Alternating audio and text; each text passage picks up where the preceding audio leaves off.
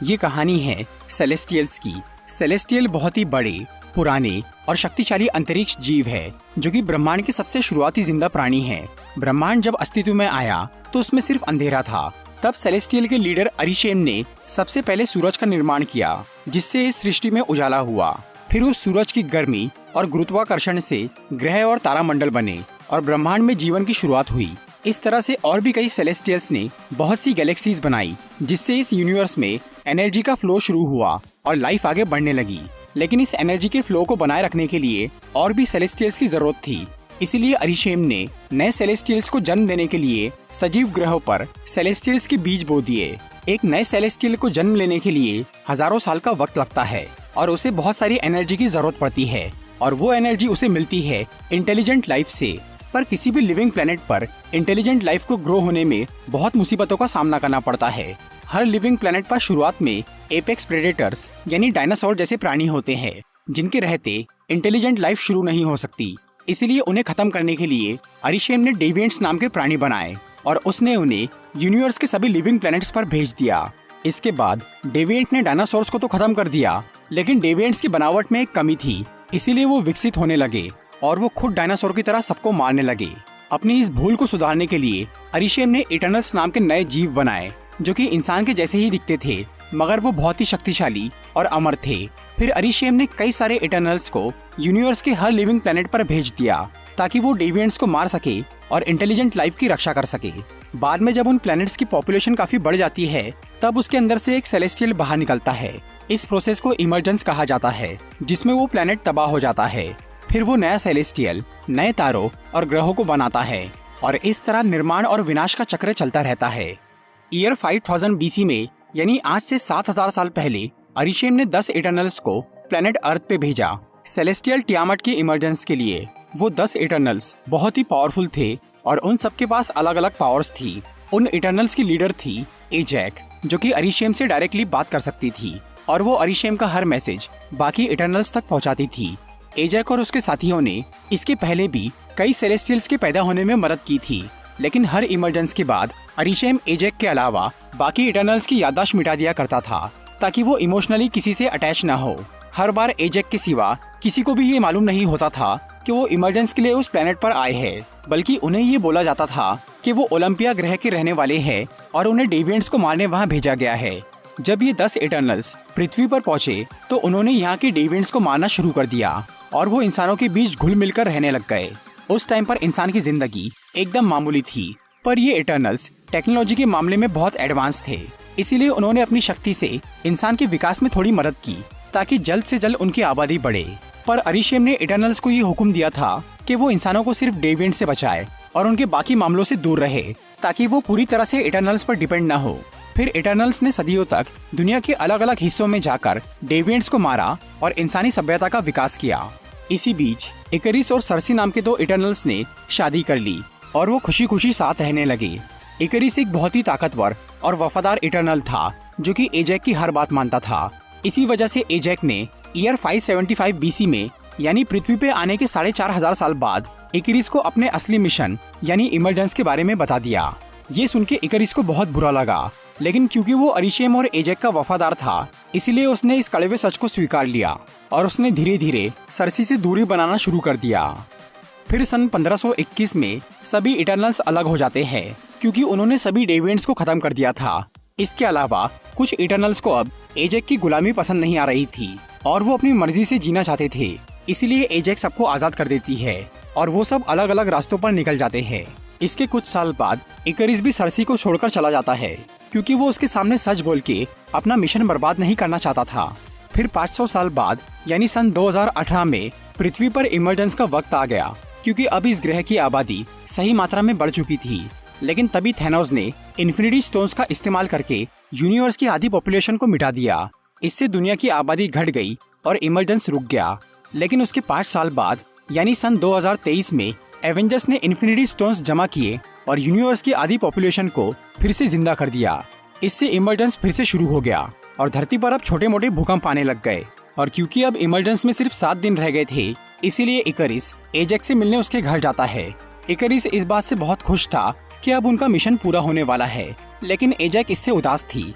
वो इकरिस को बोलती है कि बाकी प्लैनेट्स के मुकाबले ये प्लैनेट और उसके लोग बहुत अलग है। यहाँ के लोग भले ही आपस में लड़ते हैं, लेकिन फिर भी वो मिलजुल कर साथ रहते हैं। वो खुश होना चाहते हैं और जीना चाहते हैं। और जब एवेंजर्स ने थैनोस की करनी को भी पलट दिया, तब एजेक को लगा कि इस प्लेनेट के लोगों को एक सेलेस्टियल के लिए कुर्बान करना सही नहीं है। इसलिए उसने इमर्जेंस को रोकने का फैसला कर लिया। लेकिन इकरिस को ये बात पसंद नहीं आई। उसका ये मानना था कि इंसानों की जिंदगी की बजाय एक सेलेस्टियल की जिंदगी ज्यादा इम्पोर्टेंट है। इसीलिए इकरिस मन ही मन एजेक के खिलाफ हो गया। फिर वो एजेक को अलास्का लेकर जाता है। वहाँ पर अब भी कुछ डेविएंट्स मौजूद थे जो कि सदियों पहले बर्फ में दब गए थे, लेकिन अब ग्लेशियर के पिघलने से वो बाहर निकल चुके थे। वहाँ इकरिस एजेक को बोलता है कि वो इमरजेंस रोकना नहीं चाहता, इसीलिए वो उन्हें धोखा नहीं देने देगा।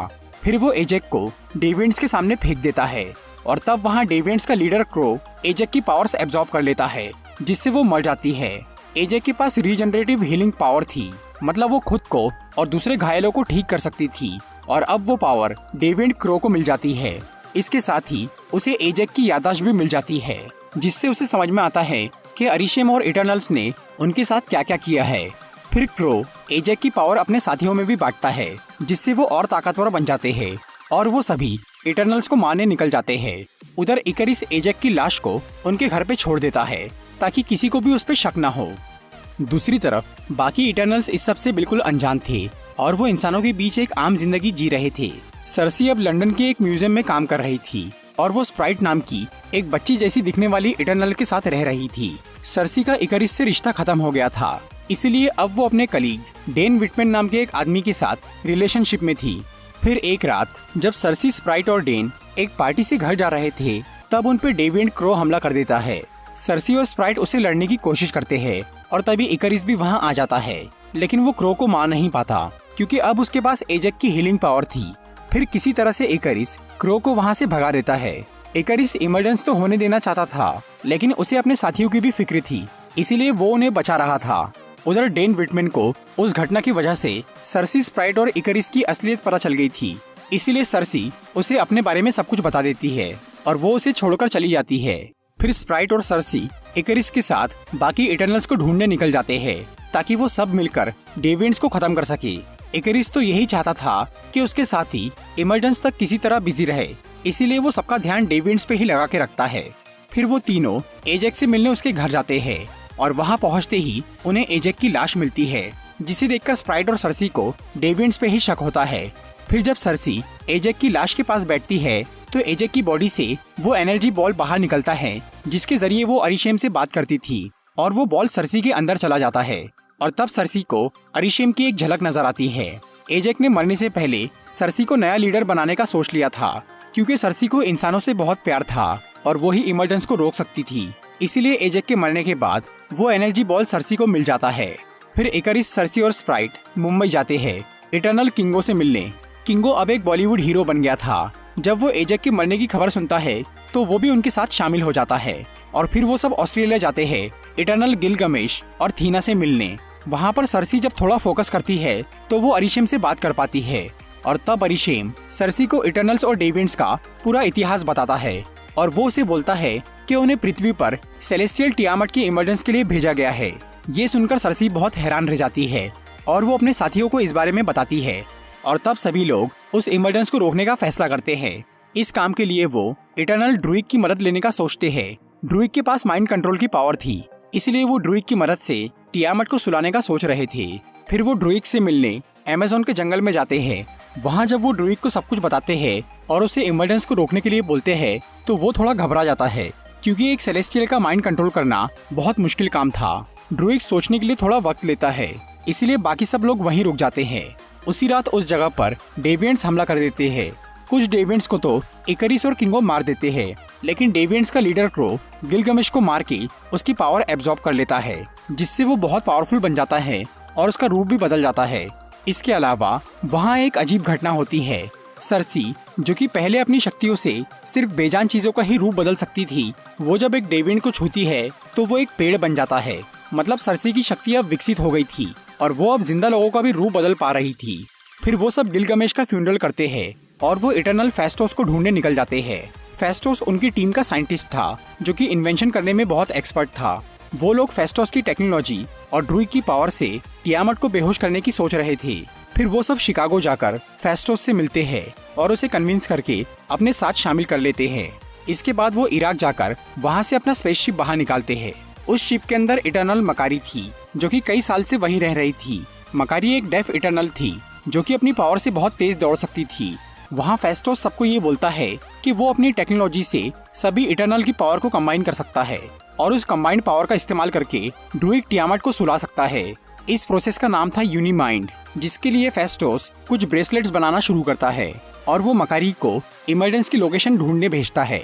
इस सबसे इकरिस खुश नहीं था और वो सबको ये समझाने की कोशिश कर रहा था कि उन्हें इमरजेंस नहीं रोकना चाहिए, लेकिन कोई उसकी बात नहीं सुनता। इसलिए इकरिस फेस्टोस के काम को बीच में ही बर्बाद कर देता है और वो सबको ये बोलता है कि अगर उन्होंने इमरजेंस को रोकने की कोशिश की तो वो सबको मार देगा। और तब सब लोग ये समझ जाते हैं कि एजेक को इकरिस ने ही मारा है, इसलिए सब उसके खिलाफ हो जाते हैं। लेकिन स्प्राइट उसका साथ देती है और वो दोनों वहाँ से चले जाते हैं। स्प्राइट इकरिस से प्यार करती थी, इसीलिए वो उसके पक्ष में थी। इसके अलावा किंगो भी वहाँ से चला जाता है क्योंकि उसे भी इमरजेंस सही लग रहा था, लेकिन वो अपने दोस्तों को नुकसान नहीं पहुँचाना चाहता था। इसीलिए ना तो वो इकरिस का साथ देता है और ना ही बाकी सबका। उधर फेस्टोस के ब्रेसलेट्स बनने से पहले ही तबाह हो गए थे और अब दोबारा वो काम शुरू करने का वक्त नहीं बचा था। इसीलिए फेस्टोस सर्सी की बॉडी से वो एनर्जी बॉल निकाल लेता है जो कि उसे एजेक ने दिया था, और उस बॉल का इस्तेमाल करके फेस्टोस काफी जल्दी नए ब्रेसलेट्स बना लेता है, जिसे पहनकर सब लोग तैयार हो जाते हैं और वो हिंद महासागर पहुंच जाते हैं क्योंकि वहीं एक ज्वालामुखी के पास इमरजेंस होने वाला था। वहाँ पहले से ही इकरिस और स्प्राइट बैठे हुए थे। जब बाकी इटर्नल्स वहाँ आकर यूनीमाइंड की शुरुआत करते हैं तो इकरिस ड्रूइग पे हमला कर देता है, जिससे ड्रूइग घायल हो जाता है। फिर मकारी, थीना और फेस्टोस इकरिस से लड़ना शुरू करते हैं और क्योंकि ड्रूइग अब घायल हो गया था, इसलिए सर्सी अपनी नई शक्ति से टियामट को मारने का फैसला करती है। उधर इकरिस और बाकी इटर्नल्स की लड़ाई के बीच में डेविएंट क्रो आ जाता है और वो सबको मारने की कोशिश करता है, लेकिन थीना उससे लड़ती है और वो उसे मार देती है। दूसरी तरफ टियामट जमीन से बाहर निकलने लग गया था, इसलिए सर्सी उसे छूकर उसे पत्थर बनाना शुरू करती है। तभी इकरिस फेस्टोस की पकड़ से छूटकर सर्सी के पास पहुंच जाता है और वो उसे मारने की कोशिश करता है, लेकिन फिर वो रुक जाता है। वो सर्सी से प्यार करता था, इसीलिए वो उसे मार नहीं पाता। और तब सर्सी फिर से यूनीमाइंड शुरू करती है और वो सभी इटर्नल की पावर्स खुद से जोड़ लेती है। इस प्रोसेस में अब इकरिस और स्प्राइट भी शामिल थे और उस कंबाइंड पावर से सर्सी टियामट के जमीन से बाहर निकलने से पहले ही उसे पूरी तरह पत्थर का बना देती है। इससे इमरजेंस रुक जाता है और पृथ्वी बच जाती है। इसके बाद इकरिस को अपने किए पर बहुत पछतावा होता है, इसीलिए वो सर्सी से माफी मांगता है और वो धरती छोड़कर सूरज में समा जाता है। उधर सर्सी के पास अब भी यूनीमाइंड की थोड़ी पावर बची हुई थी। उसका इस्तेमाल करके वो स्प्राइट को एक इंसान बना देती है, क्योंकि स्प्राइट को बच्ची बने रहना पसंद नहीं था और वो भी बड़ी होकर दूसरों की तरह जीना चाहती थी। अब धरती पर बचे रह गए थे 6 इटर्नल्स, जिनमें से मकारी, ड्रूइग और थीना अपना स्पेसशिप लेकर स्पेस में चले जाते हैं ताकि वो ब्रह्मांड में मौजूद दूसरे इटर्नल्स से मिलके उन्हें सच बता सके। और सर्सी, किंगो और फेस्टोस अपनी अपनी जिंदगी में लौट जाते हैं। फिर सर्सी डेन विटमैन से मिलती है।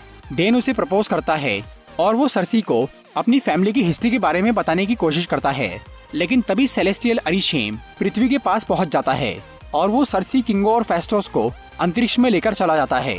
अरिशेम उन्हें बोलता है कि उन्होंने इंसानों को बचाने के लिए एक सेलेस्टियल को कुर्बान किया है, इसीलिए अब वो उनकी यादों से ये तय करेगा कि क्या इंसान सच में बचाने लायक है या नहीं। फिर अरिशेम उन तीनों को लेकर कहीं चला जाता है।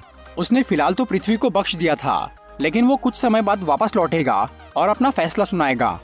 मूवी के मिड क्रेडिट सीन में हमें दिखता है कि थीना, मकारी और ड्रूइग कुछ दिनों से स्पेस में ट्रेवल कर रहे थे और अब उनके दोस्तों ने पृथ्वी से जवाब देना बंद कर दिया था, जिससे उन्हें समझ में आ जाता है कि फेस्टोस, सर्सी और किंगो किसी मुसीबत में हैं। तभी उनके स्पेसशिप में एक पोर्टल खुलता है और उसमें से 2 लोग बाहर निकलते हैं, जो था थैनोस का भाई इरोस और उसका साथी पिप। थैनोस और उसका पूरा परिवार इटर्नल प्रजाति का था, लेकिन थैनोस के अंदर गलती से डेविएंट का डीएनए आ गया था, इसीलिए वो थोड़ा अलग दिखता था। और उसका भाई इरोस एक पावरफुल इटर्नल था, जिसे स्टार फॉक्स के नाम से भी जाना जाता था।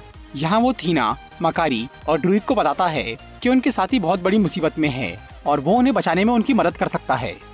मूवी के पोस्ट क्रेडिट सीन में हमें डेन विटमैन नजर आता है, जो कि अपने म्यूजियम से एक तलवार निकालता है। ये तलवार डेन के पूर्वजों की थी, जिसका नाम है एबिनी ब्लेड। इसका इस्तेमाल करने वाले इंसान को कुछ शक्तियाँ मिल जाती है, जिससे वो ब्लैक नाइट नाम का एक हीरो बन जाता है। पर ये एक श्रापित तलवार है, जिसे इस्तेमाल करने वाला अक्सर बुरा बन जाता है। इसीलिए डेन उसे उठाने से डर रहा था। पर आखिर में जब वो उसे उठाने का फैसला करता है, तब कोई अनजान आदमी उसे रोक लेता है।